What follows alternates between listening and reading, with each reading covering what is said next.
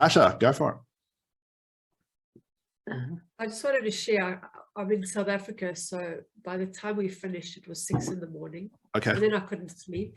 Okay. So I thought I would do a session on myself. So I just imagined I had you speaking in my head and asking me these questions, but I can't believe what I went through. I was seeing spiders, aliens. My body was flushing. I was crying. I was experiencing hatred, heat. And after all of that, I was just so exhausted. I slept until 1 o'clock this afternoon. Wow. You absorbed all the symptoms from yesterday, the heat, the anger. I don't know where spiders came in. All of it came up, and I thought, and a lot of stuff, even to do with my grandparents came up, my child, other people. Anyway, it was just crazy. But the funny thing, I've got a sinus issue, which I've had for years. And that's what I was working on, but that hasn't shifted.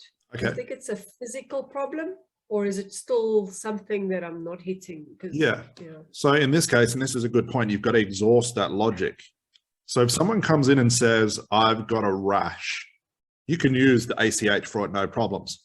But I want to exhaust logic. Have they exhausted convention first? Is it a dietary thing? Is it an allergic reaction? I have no problems with that, because 9 times out of 10, that's what it is. Where we can jump in is if a client says, yes, I've done all of that and it won't go, then ACH works in, or any sort of therapy can work in to unhook that. So if you've exhausted the logic, it's probably just part of the processing. Okay.